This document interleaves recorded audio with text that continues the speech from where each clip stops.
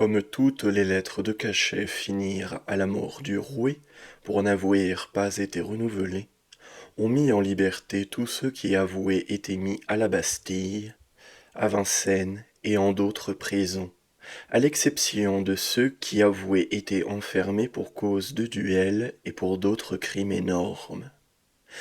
Ainsi, monsieur l'abbé Servien, sorti de Vincennes, le sieur Lenouert, sorti de la Bastille, où il est toué depuis 8 ans, accusé de jansénisme, le père d'Albici, jacobin qui avouait prêcher une partie du carême en 1715, en l'église de Saint-Benoît, accusé d'être contraire à la constitution Unigenitus, et un autre abbé, sortirent tous quatre ensemble de la Bastille, et montèrent dans un carrosse qu'ils trouvèrent auprès du pont de ce lieu célèbre et qui les mena chacun chez eux.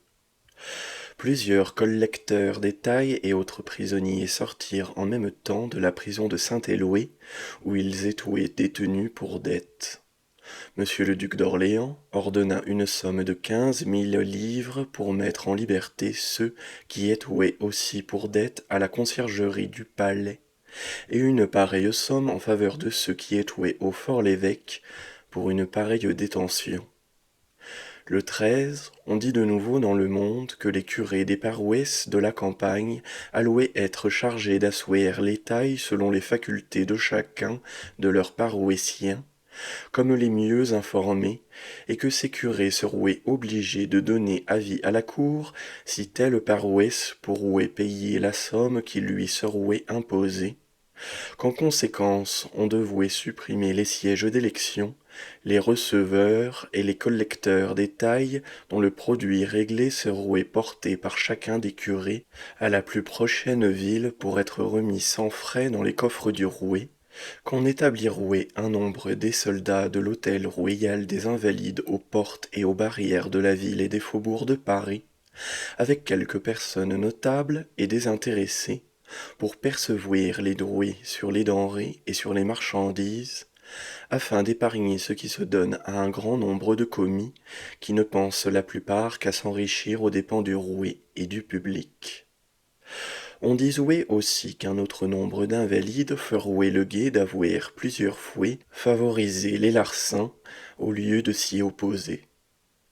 Le 21, on sut que quelques jours auparavant, un gentilhomme de Périgord avouait présenter un mémoire à monsieur le duc d'Orléans, régent, qui, voyant ce gentilhomme à genoux, lui dit avec bonté: « Levez-vous, monsieur, je ne parle à personne en cet état.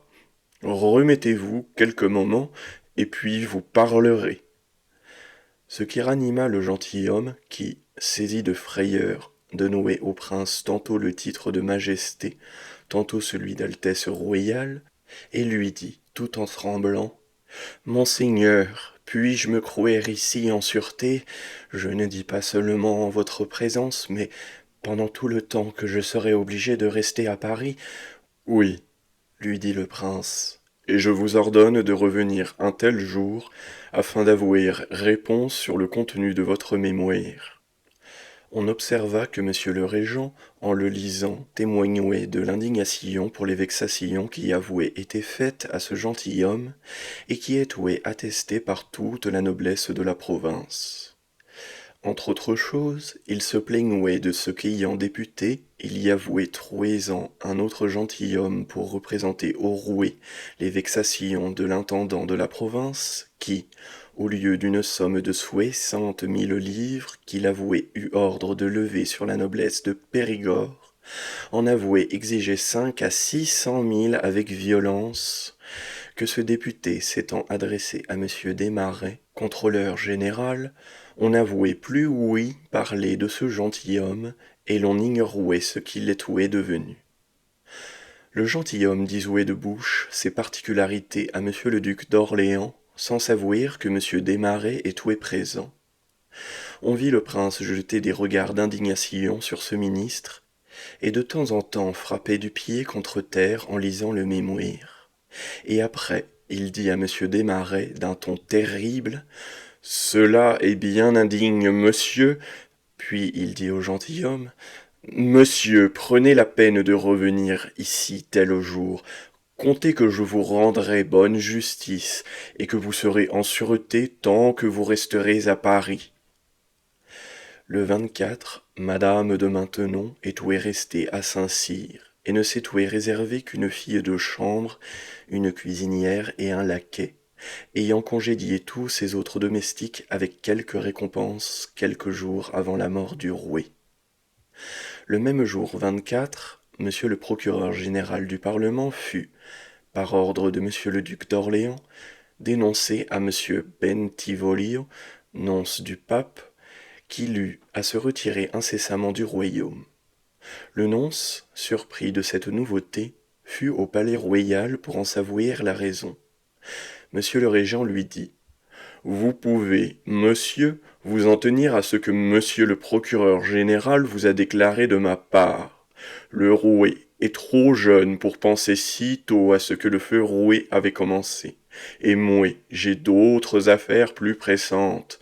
Avec tout le respect que j'ai pour le pape, il me paraît que sa sainteté s'est laissée abuser. Depuis la mort du feu roué, vous avez tenu des assemblées à Montlouis et en d'autres endroits, ce qui est contraire aux lois du royaume. Ainsi, vous pouvez vous disposer à vous en retourner au plus tôt possible à Rome. Le 25, monsieur le duc d'Orléans conduisit le roué à Bercy, proche de Charenton, où monsieur de Bercy, intendant des finances, gendre de monsieur Desmarets, a fait bâtir une maison superbe et d'une agréable situation. On s'assembla en Sorbonne, on y proposa, si l'on prierait, monsieur le cardinal de Noailles, de vouloir honorer la compagnie de sa présence pour se mettre à la tête lorsqu'il irait rendre ses hommages au roué. Le sieur Lemoine opina qu'on ne pouvait penser à son éminence, d'autant plus que le prélat était noté d'hérésie, par rapport à la difficulté qu'il avouait toujours faite de recevoir purement et simplement la constitution unigenitus. Trois autres docteurs ayant opiné du bonnet à ce sentiment, tous les autres s'écrièrent que le sieur Lemoine devait être biffé du rôle de la société de Sorbonne, et l'obligèrent d'en aller demander pardon à son éminence, et de l'apporter par écrit s'il ne voulait être biffé, à quoi le sieur Lemoine fut contraint de se soumettre, et ayant paru devant son éminence, déjà informé du fait, ce prélat, qui n'a jamais eu de fiel, content de la soumission du docteur, le témoigna par écrit, comme le demandait la compagnie. Le sieur Vitas et plusieurs autres docteurs en théologie, qui avouaient été exilés pour n'avouer pas aussi voulu accepter purement et simplement la Constitution, et même le père Quesnel, dont le livre a donné lieu à cette dispute, eurent la liberté de revenir à Paris. Le 24, on congédia environ 100 Suisses ou portiers, tant du parc de Versailles que celui de Marly. On fixa une somme de 8000 livres par an pour tenir les allées du parc de Versailles en bon état, et 5000 pour celle de Marly. Madame de Maintenon, à qui le feu roué avouait assigner une pension de 40 000 livres par an, pria monsieur le duc d'Orléans de ne lui en continuer que 25 000 livres, et de vouloir ordonner le surplus, montant à 15 000 livres, à madame la comtesse de Caylus, sa petite nièce. Ce que le prince lui accorda très obligeamment, en l'assurant que si ce qu'elle demandait ne suffisait pas, elle pouvait compter sur une plus grosse pension. Ce prince fut l'avouer plusieurs fois dans la semaine précédente, ainsi que le duc du Maine, madame la duchesse du Maine, monsieur le comte de Toulouse, madame la princesse de Conti, l'ancienne douairière, et même madame la duchesse douairière d'Orléans. Le 23, madame la duchesse de Berry coucha pour la première fois au Luxembourg, et se divertissait à aller dans une chaise de poste à Saint-Germain-en-Laye, et en revenait le soir pour s'égayer. Monsieur le cardinal de Rohan et monsieur le cardinal de Bissy, ayant représenté à monsieur le duc d'Orléans que le feu roué les avouait expressément chargés de finir au plus tôt l'affaire de la Constitution, ils venaient prendre là-dessus ses ordres, sur quoi ce prince leur dit: Et moi, messieurs, je vous en tiens déchargé. Ainsi n'y pensez plus. Il aurait été bien plus à propos que vous ne vous en fussiez pas tant mêlés. Compilation de tout ce qui s'est fait depuis 20 ans. Tristes et lugubres objets. J'ai vu la Bastille et Vincennes, le Châtelet, Bicêtre et mille prisons pleines. De braves citoyens, de fidèles sujets. J'ai vu la liberté ravie, de la droite raison la règle poursuivie. J'ai vu le peuple gémissant, dans un rigoureux esclavage. J'ai vu le soldat rugissant, crevé de faim, de soif, de dépit et de rage. J'ai vu les sages contredits, leur remontrance inutile.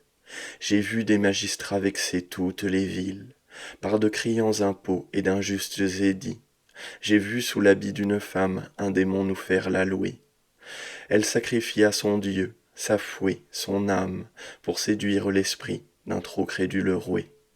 J'ai vu cet homme épouvantable, ce barbare ennemi de tout le genre humain, exercer dans Paris les armes à la main. Une police abominable, j'ai vu les traitants impunis. J'ai vu les gens d'honneur persécutés, bannis. J'ai vu même l'erreur en tout lieu triomphante, la vérité trahie et la fouet chancelante. J'ai vu le lieu saint avili, j'ai vu Port-Royal démoli, j'ai vu l'action la plus noire qui puisse jamais arriver. L'eau de tout l'océan ne l'a pour rouer laver, et nos derniers neveux auront peine à la croire. J'ai vu, dans le séjour par la grâce habité, des sacrilèges, des profanes, remuer, tourmenter les mânes, des corps marqués au sceau de l'immortalité. Ce n'est pas tout encore. J'ai vu la prélature se vendre et devenir le prix de l'imposture. J'ai vu les dignités en prouer aux ignorants. J'ai vu des gens de rien tenir les premiers rangs. J'ai vu de saints prélats devenir la victime du feu divin qui les anime. Ô temps, ô mœurs, j'ai vu, dans ce siècle maudit, le cardinal, l'ornement de la France, plus grand encore et plus saint qu'on ne dit, ressentir les effets d'une horrible vengeance. J'ai vu l'hypocrite honoré, j'ai vu, c'est tout dire, le jésuite adoré. J'ai vu ces mots sous le règne funeste d'un prince que jadis la colère céleste accorda par vengeance à nos désirs ardents. J'ai vu ces mots, et je n'ai pas 20 ans. On attribua cette pièce au sieur d'Arouet, fils d'un notaire de Paris.